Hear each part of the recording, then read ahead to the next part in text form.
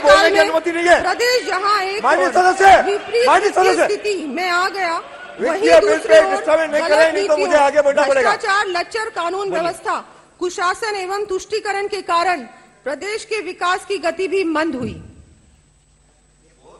इन चुनौतीपूर्ण फिर बोल रहे, अब आपकी बात आप बोले, सुनने में आपको दिक्कत क्यों है? ये सच्चाई है, सच्चाई। सदन की मर्यादाओं को भंग मत करिए।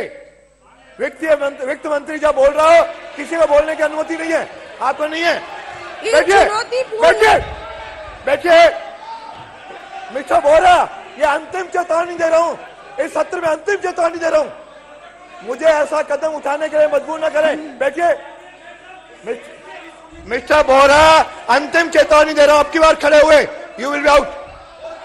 बैठिए, बैठिए। माननीय डोटासरा जी बैठिए, माननीय सदस्य बैठिए। आप सुनिए, आप सुनिए, आप सुनिए। इन चिंतापूर्ण परिस्थितियों का सामना करते हुए आप सुनिए, उसके बाद जब आपका मौका आएगा तो बोलिए।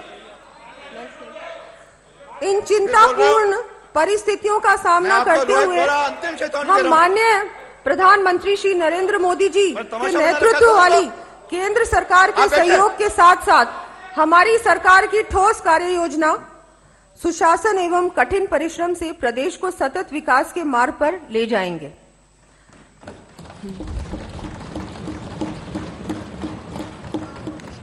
मैं माननीय सदन को यह भी आश्वस्त करना चाहूंगी कि राजस्थान को विकसित, समृद्ध, सशक्त एवं खुशहाल प्रदेश बनाने के लिए किसी भी प्रकार के संसाधनों की कमी नहीं आने दी जाएगी, क्योंकि अब डबल इंजन की सरकार है राजस्थान में।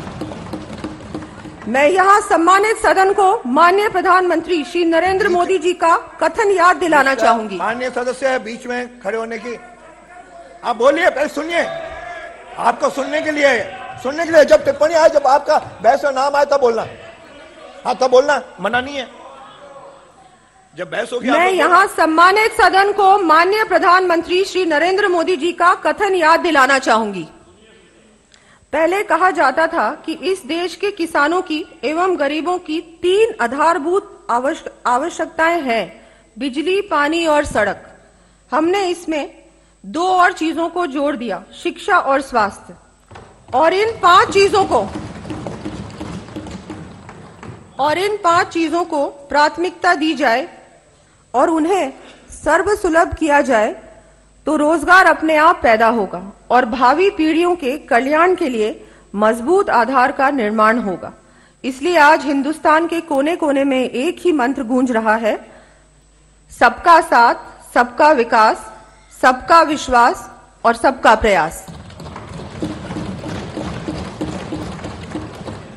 हम इस मंत्र को लेकर विकास को नई ऊंचाइयों पर पहुंचाने का प्रयास कर रहे हैं। बैठे बैठे हमने प्रदेश की जनता को, बैठे बैठे बोलेंगे तो ये भी बोलेंगे। हमने प्रदेश की जनता को दिए अपने आश्वासन और माननीय प्रधानमंत्री जी की गारंटियों को लागू करने की दिशा में त्वरित गति से कार्य करना प्रारंभ कर दिया है।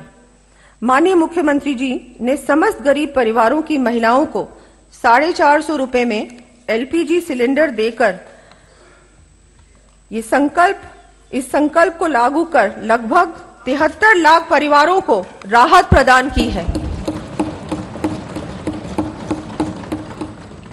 हमने जरूरतमंद व्यक्ति को कम कीमत पर गुणवत्तापूर्ण पौष्टिक भोजन उपलब्ध करवाने की दृष्टि से पूर्व में दिए जा रहे 450 ग्राम भोजन की मात्रा को बढ़ाकर श्री अन्नपूर्णा रसोई के माध्यम से 600 ग्राम भोजन देने का निर्णय किया है।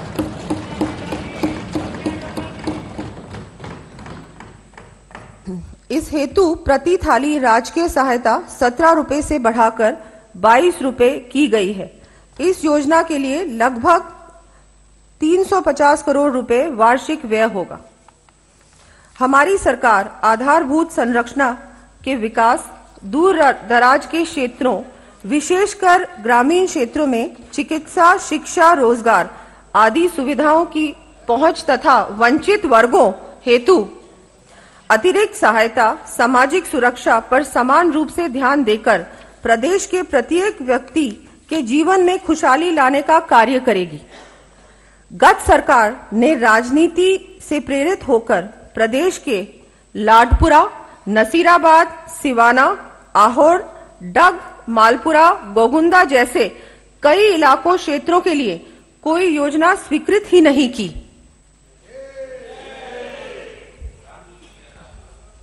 अब विकास का क्षेत्रीय संतुलन सुनिश्चित करने की दृष्टि से मैं ऐसे वंचित विधानसभा क्षेत्रों में अतिरिक्त महाविद्यालय, विद्यालय, चिकित्सालय, प्रशासनिक कार्यालय आदि स्थापित अथवा क्रमोन्नत करने के लिए 1000 करोड़ रुपए का प्रावधान करने की घोषणा